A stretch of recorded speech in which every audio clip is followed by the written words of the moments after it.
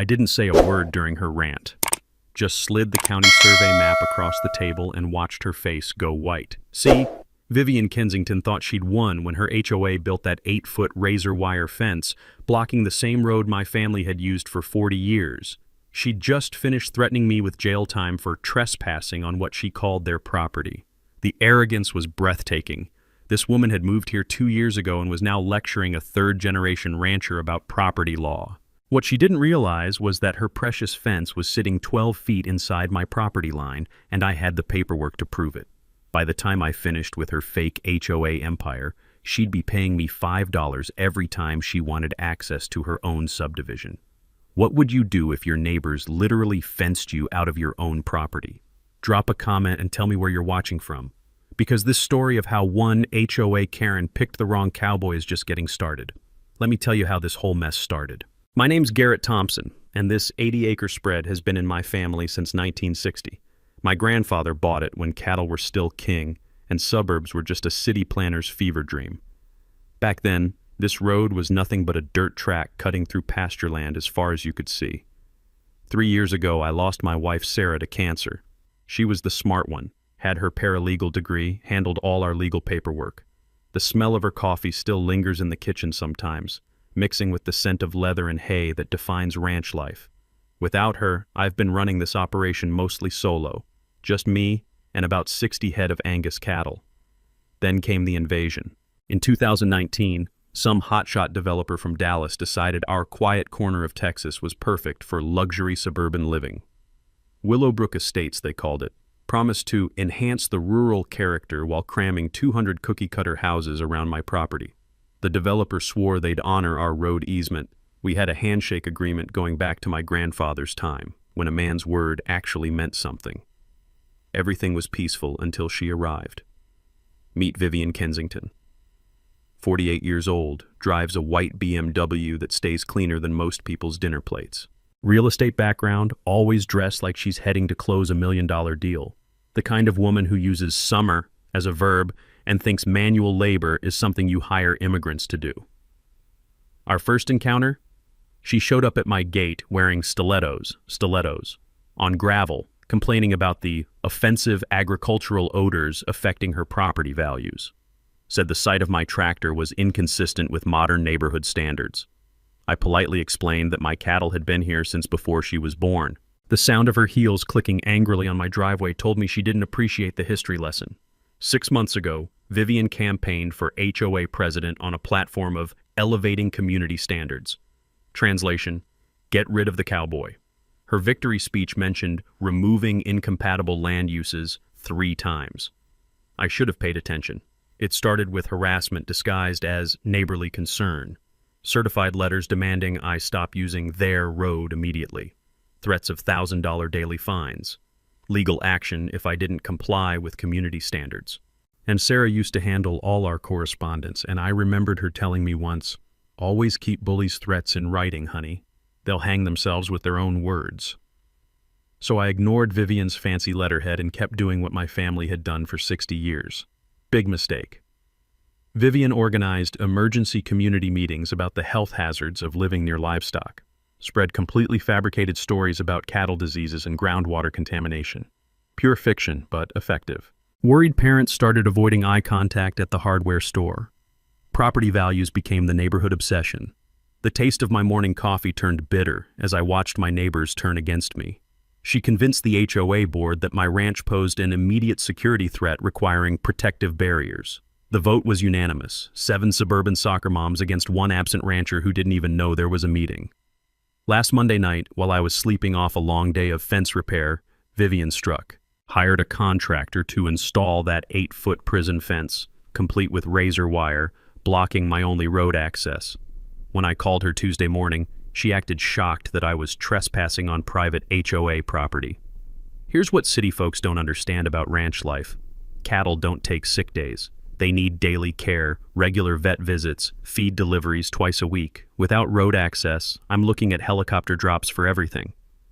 A ton of hay that normally costs $60 to deliver? Try $600 by air.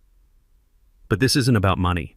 This is about legacy, about honoring my grandfather's sweat and my wife's memory. Standing at that fence, listening to my cattle calling from the pasture, I could almost hear Sarah's voice. "Don't let bullies win, Garrett. Fight smart, not hard." The morning breeze carried the smell of fresh-cut cedar fence posts and the faint diesel fumes from Vivian's midnight construction project. Every rancher knows that when someone declares war on your land, you'd better be ready to defend it. The next morning brought the sound of gravel crunching in my driveway and Sheriff Rex Hoffman climbing out of his patrol car with legal papers that would change everything. Rex and I went to high school together, so the look on his face told me this wasn't a social call. "Sorry, Garrett," he said, avoiding eye contact like a man delivering bad news at a funeral. "Got a restraining order here saying you cut through private property yesterday." I nearly laughed, if it wasn't so damn insulting. "Rex, that's the same road we used to ride our bikes on to get to the fishing hole." But the law doesn't care about childhood memories, and Vivian had played this perfectly by claiming my fence cutting was trespassing on HOA property. The restraining order gave her exactly what she wanted: exclusive road use while I fought an uphill legal battle with a court date 6 weeks out. My lawyer Jim Patterson delivered that cheerful news over coffee, explaining that Judge Morrison was backlogged with property disputes, and my cattle couldn't wait that long for justice. "There's got to be something we can do," I said, tasting the copper pennies of injustice mixed with my morning brew. Jim scratched his gray beard thoughtfully and suggested challenging the property boundaries, asking when I'd last had a survey done. That's when I remembered something Sarah used to say during our evening porch talks. When someone's lying about property lines, the truth is usually buried in some courthouse basement. She'd learned that handling boundary disputes for farmers getting squeezed by developers during her paralegal days, and her words had never felt more relevant.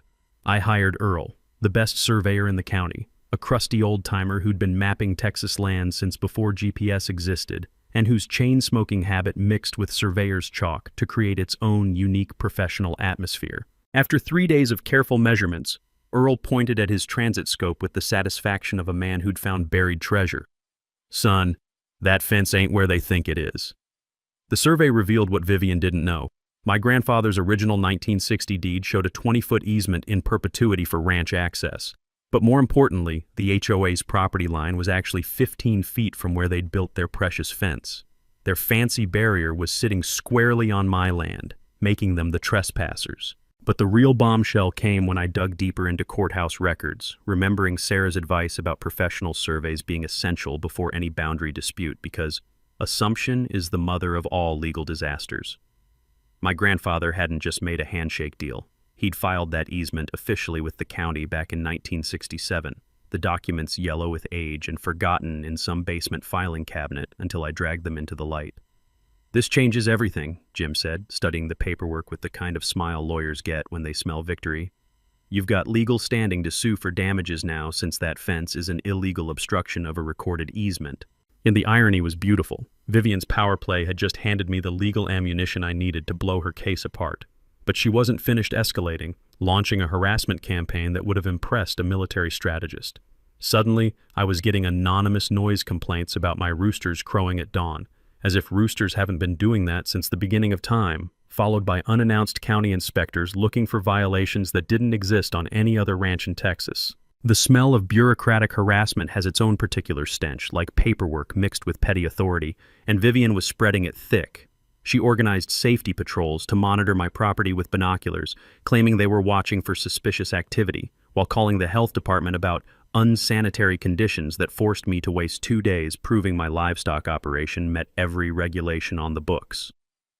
Each complaint cost me time and money I didn't have. But every false report also created a paper trail of harassment that Jim carefully documented, explaining that frivolous complaints show a pattern of bad faith that judges hate seeing. The breaking point came when I found Vivian's people trespassing on my actual property, claiming to measure environmental impact zones, and I ordered them off my land after snapping photos of their license plates and faces for evidence. That evening, sitting on the porch where Sarah and I used to plan our days, I made a decision while listening to cattle lowing in the distance and wind whistling through mesquite trees. The taste of defeat was something I'd never acquired, and this woman thought she could run roughshod over 40 years of history, over my family's legacy, over my wife's memory. She'd picked the wrong fight with the wrong rancher, and I swear I could hear Sarah whispering on the evening breeze, "Now you're thinking like a lawyer, cowboy." Time to turn the tables.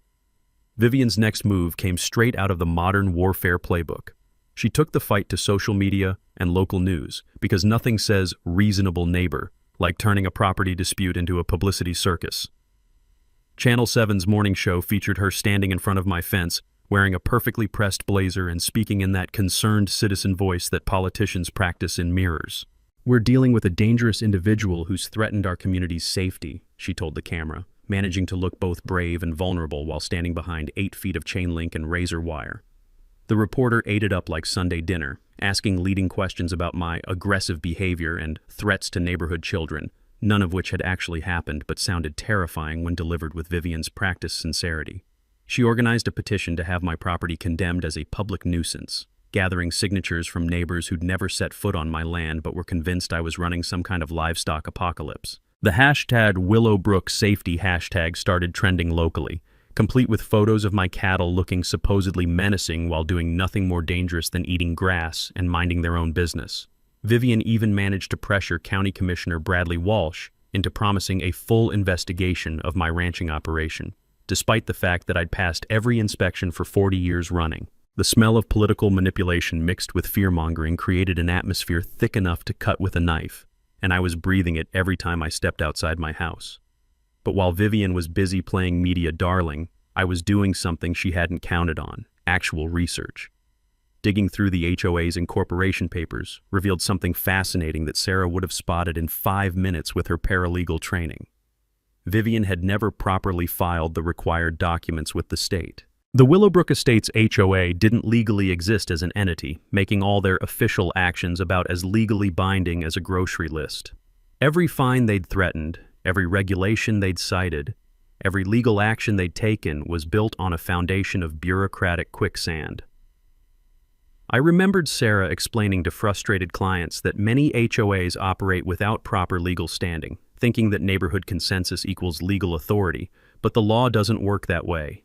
Jim Patterson's reaction to this discovery was worth the price of admission. He actually started laughing while reading the documents, explaining that everything the fake HOA had done was legally void since they had no standing to enforce anything.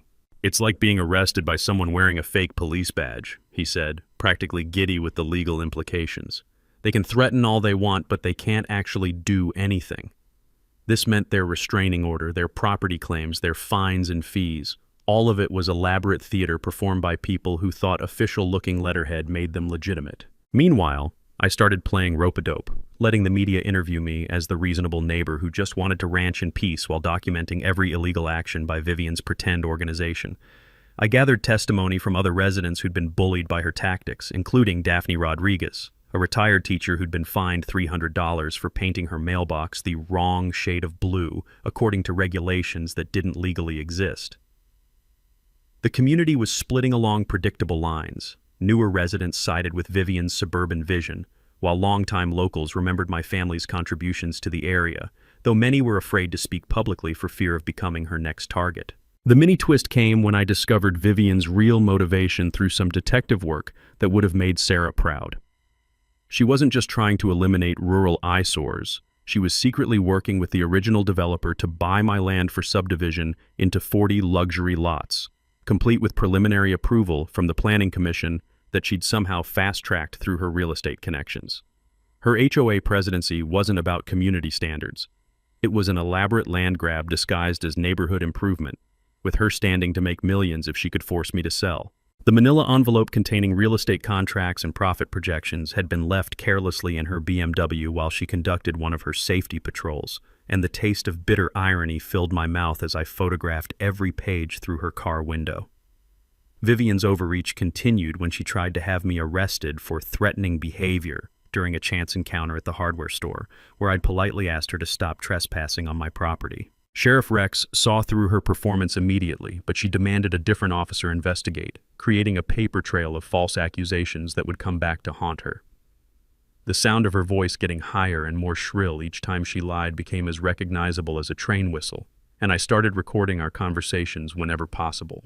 By the time she realized I was building a case for harassment and property damage, she was already drowning in her own documentation of illegal behavior, and I could almost hear Sarah laughing at the beautiful irony of it all. Vivian's desperation reached new heights when she started playing the government card, using her real estate connections to weaponize bureaucracy against me in ways that would have impressed a Soviet commissar.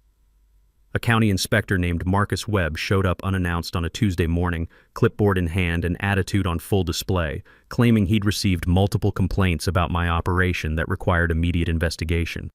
The smell of his cheap cologne mixed with morning coffee created an atmosphere of artificial authority as he strutted around my property looking for violations that somehow didn't exist on any other ranch in Texas. Webb found infractions that were pure invention.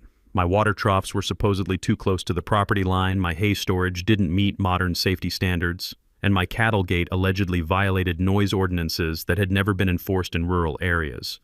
The timing wasn't coincidental since Vivian had been making phone calls to every county office she could find, threatening to expose corruption and negligence if they didn't take action against the dangerous rancher in her neighborhood. She was using political pressure to fast-track a condemnation process that normally took years, and Commissioner Walsh was sweating bullets about his upcoming re-election campaign every time she mentioned her media connections.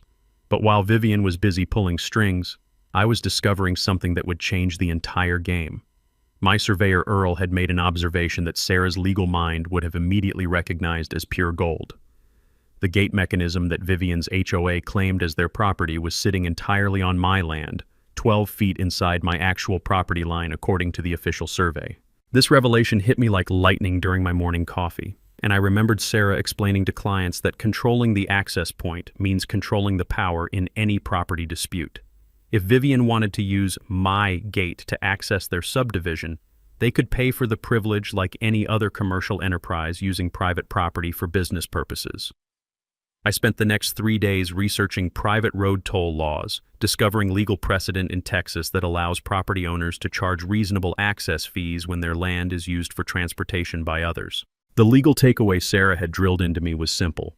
Know your property rights because nobody else will protect them for you. Vivian's panic response when she learned about the survey results was immediate and predictable. She tried to move the fence back overnight using the same contractor who'd built it, probably thinking she could erase her mistake before anyone noticed. But I'd installed security cameras after her first trespassing incident, and every hammer blow was documented in high-definition video that would make beautiful evidence in court. The sound of metal posts being yanked out of concrete at 2 a.m. mixed with whispered arguments between workers who clearly knew they were committing property destruction. And by dawn, I had enough footage to file criminal charges for vandalism and trespassing. The community pressure was building like steam in a boiler as media attention grew beyond local news into regional coverage, with my David versus Goliath story resonating among rural viewers who'd faced similar HOA bullying tactics. Social media split along predictable urban versus rural lines, but the property values in Willowbrook Estates started dropping as potential buyers researched the legal disputes and discovered they'd be moving into a war zone. Other residents began demanding accountability from their HOA board, questioning where their fees were going and why they were facing potential lawsuits over Vivian's aggressive tactics that nobody had actually voted to support. The personal cost was mounting daily as veterinary emergencies forced expensive helicopter visits that tripled my operating expenses, while feed deliveries required costly workarounds that stressed my cattle and damaged my profit margins. The taste of antacid tablets became as familiar as morning coffee during sleepless nights when I calculated how long I could sustain this financial hemorrhaging before losing everything my grandfather had built. But each dawn brought renewed determination as I remembered Sarah's final words about not letting bullies win. And the feel of her worn leather gloves in my workshop reminded me that some fights are worth the cost regardless of the outcome. Vivian's financial troubles emerged when I hired a private investigator to research her background, discovering she was facing foreclosure on her own property and desperately needed the developer kickback to avoid bankruptcy. The HOA fund showed mysterious consulting payments to companies that existed only on paper, suggesting she'd been embezzling money to make her mortgage payments while planning to disappear with millions from my forced land sale. Her desperation was making her increasingly dangerous and unpredictable, but it also meant she was running out of options and time. That evening, while reading through Sarah's old law books by lamplight, I found exactly what I'd been looking for: an obscure property law about adverse possession that would let me turn Vivian's fence blockade into legal ammunition. The irony was perfect. She'd given me the weapon to destroy her, and I could almost hear Sarah whispering in the wind through the mesquite trees. "Now you're ready to fight back, cowboy." Everything changed the night I found Sarah's hidden research in the old cedar chest at the foot of our bed. Documents I'd never seen during 40 years of marriage that would turn this entire fight on its head. Sarah had been more than just my paralegal wife. She'd been quietly investigating property rights issues in our area for years, documenting cases where developers used HOA manipulation to force out inconvenient landowners. The smell of old paper mixed with her fading perfume brought tears to my eyes as I discovered her detailed notes about the Willowbrook development, including a clause in the original developer agreement that Vivian either didn't know about or was desperately hoping I'd never find. The clause was buried in Section 47 of the Municipal Development Contract, written in the kind of legal language that makes normal people's eyes glaze over, but Sarah had highlighted it in yellow and written "perpetual access guaranteed" in her careful handwriting. The developer was legally required to maintain road access in perpetuity for all pre-existing properties, meaning my ranch access couldn't be blocked under any circumstances without violating the original municipal agreement that created the subdivision.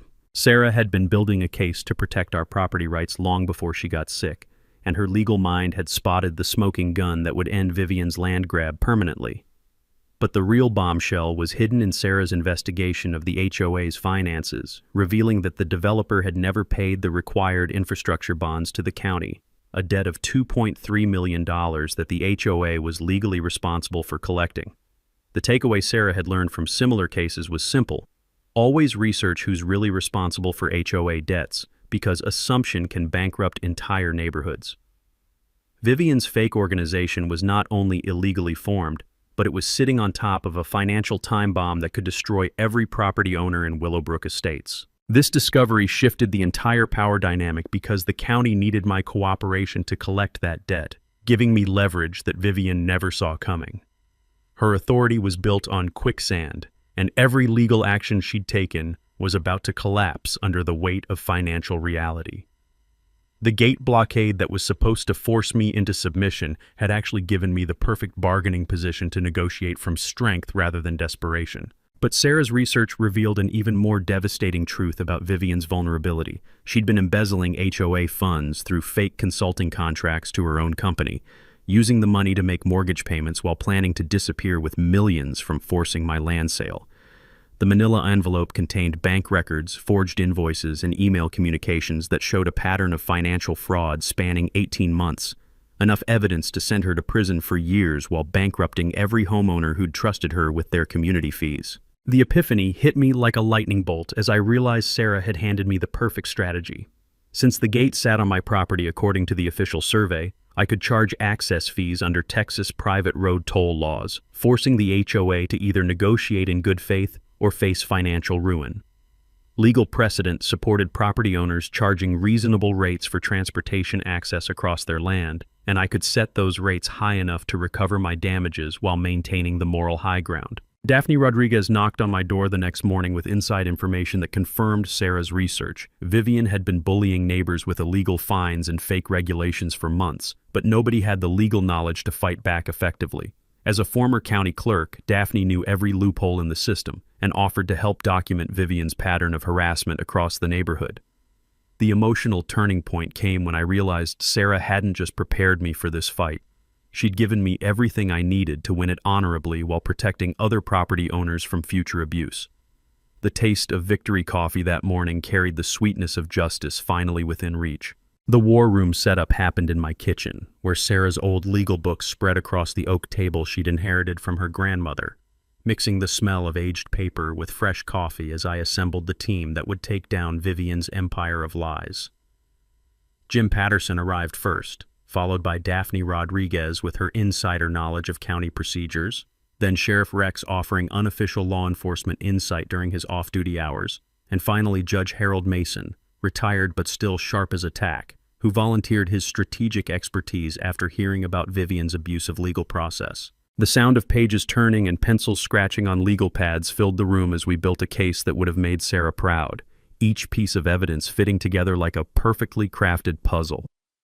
The toll road economics became our centerpiece strategy after researching Texas property law and discovering that private landowners can absolutely charge for access across their property, with market rates determined by factors including maintenance costs, property damage, and fair compensation for commercial use. I calculated $5 per day for individual vehicles and $500 per month for unlimited access, rates that were reasonable by legal standards but expensive enough to force negotiation while covering my helicopter feed delivery costs and property damage from Vivian's harassment campaign.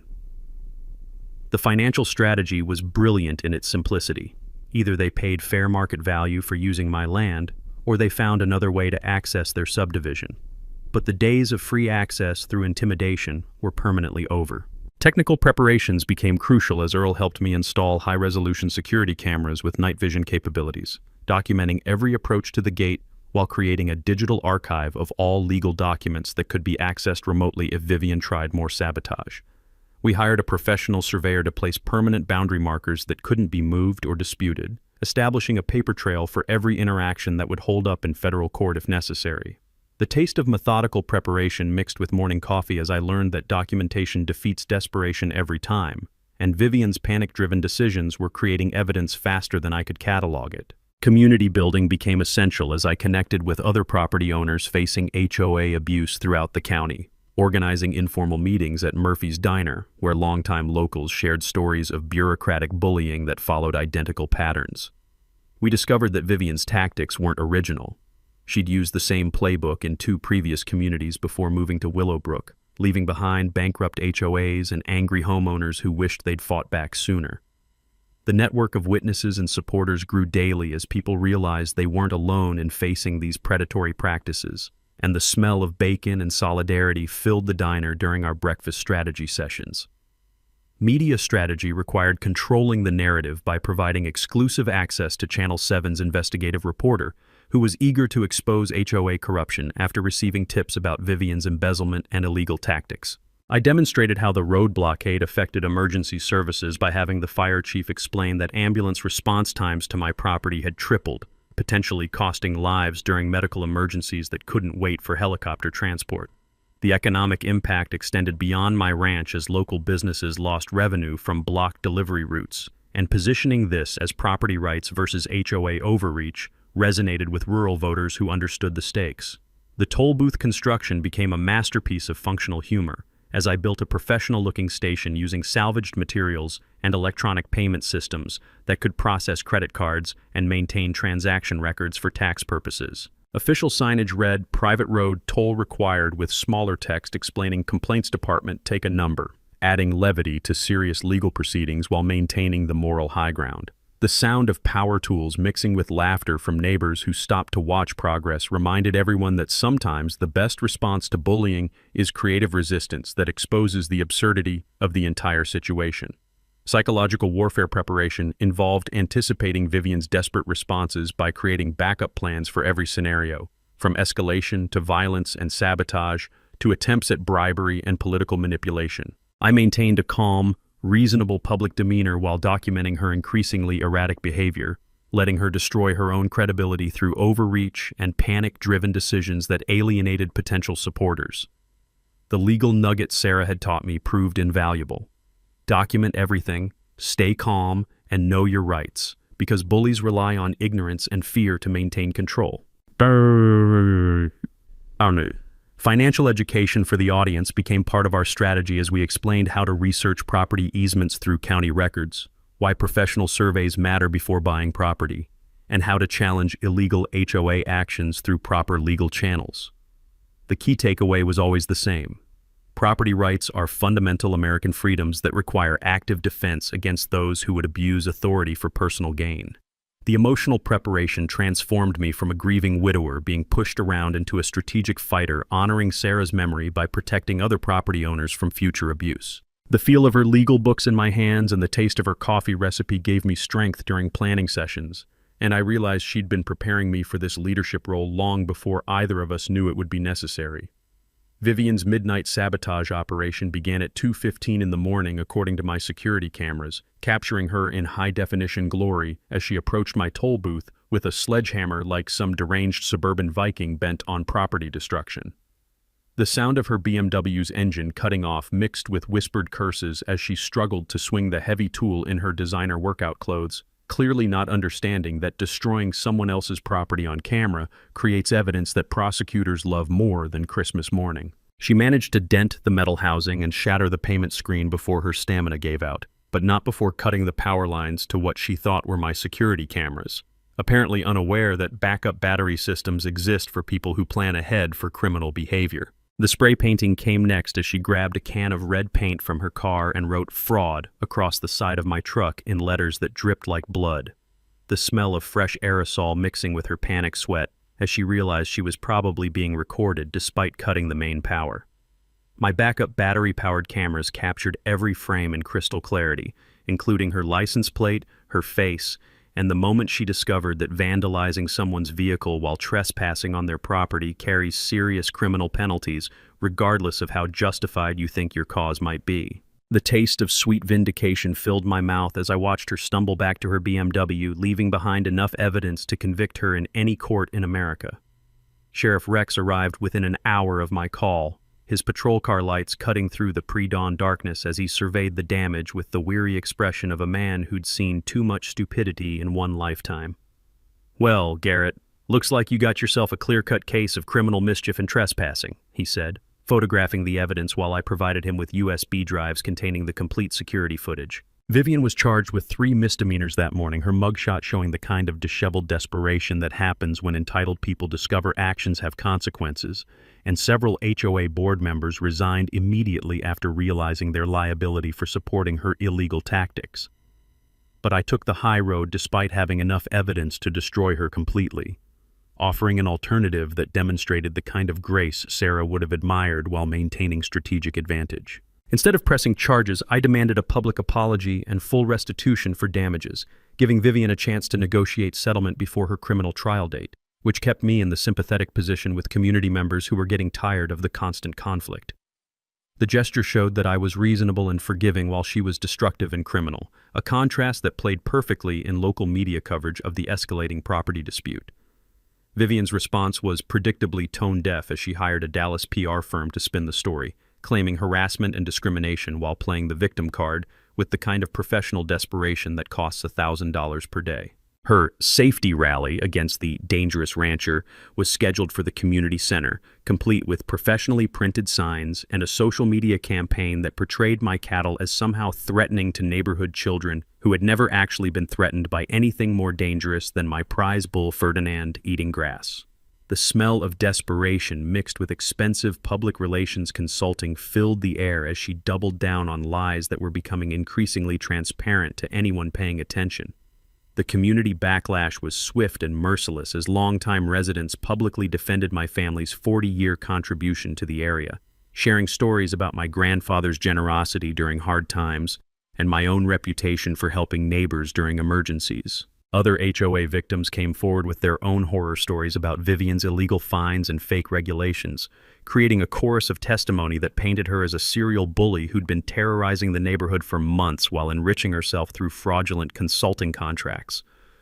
Local businesses began boycotting her real estate company after customers complained about her tactics, and property values in Willowbrook Estates continued dropping as potential buyers discovered they'd be moving into a legal war zone. The financial pressure mounted daily as my toll booth generated $3,000 in its first month, money that residents couldn't afford to pay indefinitely while their property values plummeted and legal costs mounted from fighting my legitimate claims. Some families moved out rather than continue paying daily fees for road access, creating a cascade of foreclosures that threatened the entire subdivision's economic stability. While Vivian's developer deal fell through when her partner realized the legal complications made the project too risky for investment. Her attempted bribery came during a recorded phone conversation where she offered me $100,000 to drop the toll and relocate, money that obviously came from embezzled HOA funds since her own real estate business was circling the financial drain.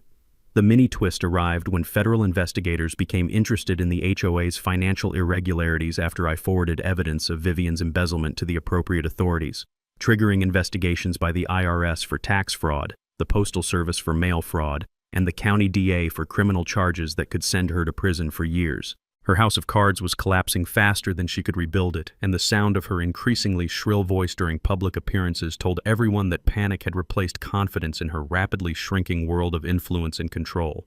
Vivian's scorched earth strategy launched with the kind of desperate fury that happens when cornered animals realize they're about to lose everything: hiring private security guards to patrol the subdivision in black SUVs that looked more like an occupying army than neighborhood protection. The smell of paranoia mixed with expensive surveillance equipment as uniformed men with earpieces walked property lines taking photographs and notes, creating an atmosphere of intimidation that backfired spectacularly when residents complained about feeling like prisoners in their own homes. Her next move crossed every line of human decency when she attempted to have me committed for mental evaluation, filing papers claiming I posed a danger to myself and others based on fabricated incidents that existed only in her increasingly unhinged imagination. The cattle disease rumors she spread to destroy my business were pure biological fiction designed to trigger federal agriculture inspections that would shut down my operation permanently. But her lies about groundwater contamination and livestock illness fell apart when veterinary records proved my herd was healthier than most cattle in Texas. She contacted the EPA with false environmental claims about runoff and soil contamination, forcing me to spend thousands on independent testing that confirmed what every rancher in the county already knew. My land management practices exceeded all regulatory standards and had been protecting local watersheds for decades. The taste of manufactured crisis filled the air as government inspectors arrived weekly to investigate complaints that had no basis in reality. Each false report creating more documentation of Vivian's pattern of harassment and abuse of federal resources. But while Vivian was busy burning bridges and destroying her credibility through increasingly outrageous lies, I was coordinating with the county attorney's office to arrange something special for the upcoming public meeting she'd demanded to expel me from road access permanently. Federal investigators had been quietly building cases against her for months, and they were eager to attend as concerned citizens, interested in HOA governance and financial transparency, though Vivian didn't know her audience would include IRS agents and postal inspectors who'd been tracking her embezzlement scheme across state lines. The comprehensive presentation of evidence I'd prepared included financial records, security footage, recorded conversations, and witness testimony that would destroy her credibility in front of the entire community she'd been manipulating through fear and lies. Community tension peaked as the neighborhood divided into Team Vivian versus Team Garrett factions, with yard signs and heated arguments at school board meetings creating the kind of Civil War atmosphere that real estate agents have nightmares about when property sales stall throughout an entire subdivision. Local media coverage had gone national as the David versus Goliath story resonated with rural viewers across America who'd faced similar HOA bullying tactics. But the constant conflict was exhausting residents who just wanted to live peacefully without legal drama consuming their daily lives. The sound of arguments echoing through the subdivision at all hours created stress that affected children and elderly residents most, turning what should have been a quiet family neighborhood into a battleground where neighbors avoided eye contact and property values continued their downward spiral. Vivian's overconfidence reached dangerous levels as she convinced herself that victory was within reach, calling an emergency HOA meeting to witness her final solution to the rancher problem, while promising residents their property values would recover once I was eliminated from the equation. She brought her lawyer and invited media to document her triumph, planning to have me arrested at the public meeting for violations that existed only in her imagination, but her hubris was about to collide with reality in ways she never anticipated. The private security guards, fake legal documents, and manufactured evidence she'd assembled would crumble under scrutiny from actual law enforcement officials who understood the difference between legitimate authority and elaborate theater performed by someone wearing fake legal credentials. Hidden allies emerged from unexpected places as 3 HOA board members secretly provided inside information about Vivian's financial manipulation and illegal tactics, while County Commissioner Walsh offered behind-the-scenes intelligence about her attempts to bribe officials and manipulate government inspections. Local news anchor Jennifer Martinez had been investigating Vivian's background independently, discovering she'd used identical tactics in 2 previous communities before fleeing ahead of criminal charges, leaving behind bankrupt HOAs and angry homeowners who wished they'd fought back sooner. The pattern was clear to anyone willing to look. Vivian was a serial predator who targeted rural properties for forced sales, using HOA manipulation as cover for elaborate real estate fraud schemes that had netted her millions over the years.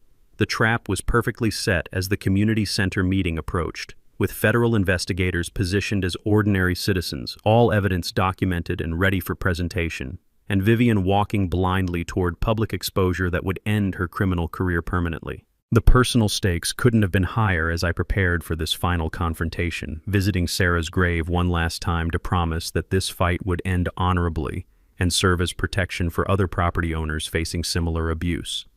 The feel of weathered granite under my palm and the sound of wind through mesquite trees reminded me that some battles are worth fighting regardless of personal cost, because the alternative is letting bullies destroy everything decent people have built through honest work and sacrifice. The taste of approaching victory mixed with morning coffee as I realized Sarah had been preparing me for this leadership role long before either of us knew it would be necessary, and her legal mind was about to deliver justice from beyond the grave. The community center was packed beyond fire code capacity that evening, with overflow crowds spilling onto the parking lot where local news trucks created a carnival atmosphere of flashing lights and satellite dishes reaching toward storm clouds gathering overhead. The smell of nervous sweat mixed with coffee from the concession stand as residents filed in wearing their chosen team colors, Vivian's supporters in polo shirts and khakis, my allies in jeans and work boots, creating visible battle lines that split families and longtime friendships down the middle. Sheriff Rex positioned himself near the front doors with backup deputies, knowing this confrontation could turn ugly fast, while federal investigators took seats in the back row wearing civilian clothes and patient expressions that suggested they'd been waiting months for this exact moment. Vivian commanded the front table like a general preparing for battle, her confidence radiating through expensive clothing and professionally styled hair that probably cost more than most people's monthly grocery budget. Flanked by her Dallas lawyer and surrounded by manufactured evidence designed to destroy my reputation permanently. She opened with a PowerPoint presentation that would have impressed corporate executives, complete with slides showing illegal toll collection, property value destruction, and community safety threats that painted me as a dangerous criminal who needed immediate removal from civilized society. The sound of her voice carried artificial authority as she demanded the HOA board vote to ban me from road access permanently, threatening legal action against anyone who supported my reign of terror against innocent suburban families. But confidence turned to confusion when I stood up with my manila folder of evidence, the room falling silent as I approached the microphone with the kind of calm that comes from knowing truth trumps theater every single time. "Before you vote on anything," I said, my voice carrying across the packed room without need for amplification, "there's something you folks should know about your HOA and the woman who's been running it." The taste of sweet justice filled my mouth as I opened that folder and began presenting survey documents showing their fence sitting squarely on my property, followed by incorporation papers proving the Willowbrook HOA had never legally existed as an entity capable of enforcing anything more binding than a neighborhood suggestion box. The evidence cascade was beautiful to watch as truth bombs exploded across the room in rapid succession.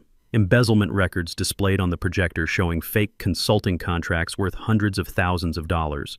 Security footage of Vivian's midnight vandalism played on the large screen for everyone to witness.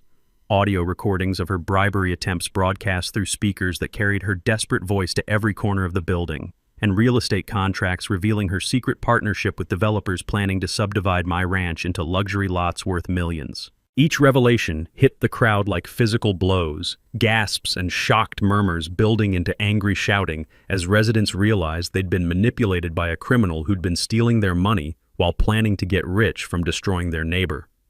Vivian's meltdown was spectacular as she screamed about conspiracies and frame jobs while attempting to grab the microphone from my hands, her perfectly composed facade cracking like cheap paint under pressure until Sheriff Rex had to physically restrain her before she could assault me in front of 300 witnesses. The sound of handcuffs clicking shut echoed through sudden silence as federal agents stepped forward to identify themselves, serving warrants for HOA financial records while placing Vivian under arrest for mail fraud, embezzlement, and conspiracy charges that would send her to federal prison for years.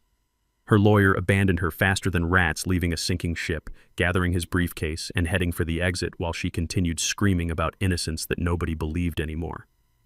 Community healing began immediately as the HOA board voted unanimously to dissolve their illegal organization, with residents publicly apologizing for being misled by someone who'd weaponized their legitimate concerns about property values against their own neighbor. The fence removal was scheduled for the next morning using county equipment, restoring road access that should never have been blocked in the first place, while discussion turned to forming a voluntary neighborhood association focused on community building rather than authoritarian control. The smell of relief mixed with shame filled the room as people realized they'd been accomplices in bullying someone whose family had contributed to their community for decades. But forgiveness came easier than expected, when offered with genuine grace. My moment of triumph came not from Vivian's destruction, but from the opportunity to transform conflict into positive change, announcing the Sarah Memorial Scholarship Fund for paralegal training that would help other rural women protect their property rights through education rather than expensive litigation. Sometimes the best defense is a good offense, I told the packed room. But property rights matter less than community spirit, and Sarah would be proud that we did this the right way. The taste of victory was sweet but not bitter, seasoned with hope for better relationships among neighbors who'd learned hard lessons about the difference between legitimate authority and elaborate fraud designed to enrich criminals at everyone else's expense. The reporter's final question about my strategy received the answer Sarah would have approved. Bullies count on good people staying quiet, but sometimes you have to fight to protect what's right, and the best revenge is always living well. Justice moved swiftly once the federal machinery kicked into gear, with Vivian sentenced to 18 months in federal prison, plus full restitution to every homeowner she'd defrauded through her elaborate HOA embezzlement scheme. The taste of vindication was sweeter than Sarah's honey from our old beehives, as I watched the courthouse steps empty after her sentencing, knowing that sometimes the legal system actually works when presented with overwhelming evidence of criminal behavior. The HOA dissolved permanently within 30 days. Freeing residents from illegal deed restrictions and fake regulations that had never been properly filed with any legitimate authority, while my legal fees were paid from recovered funds that investigators traced through multiple bank accounts Vivian had used to hide her stolen money. The toll booth became a neighborhood joke and popular photo spot where visitors stopped to commemorate the victory of property rights over bureaucratic bullying, though I discontinued charging fees once normal road access was restored and relationships with neighbors began healing from months of manufactured conflict. Property values recovered quickly and exceeded previous highs as potential buyers discovered they'd be moving into a community that had successfully fought off predatory HOA tactics, creating a model for voluntary cooperation that other neighborhoods began studying and implementing. The annual Garrett Day barbecue started the following summer, bringing together families who'd been divided by Vivian's manipulation while celebrating the kind of community spirit that makes rural Texas special.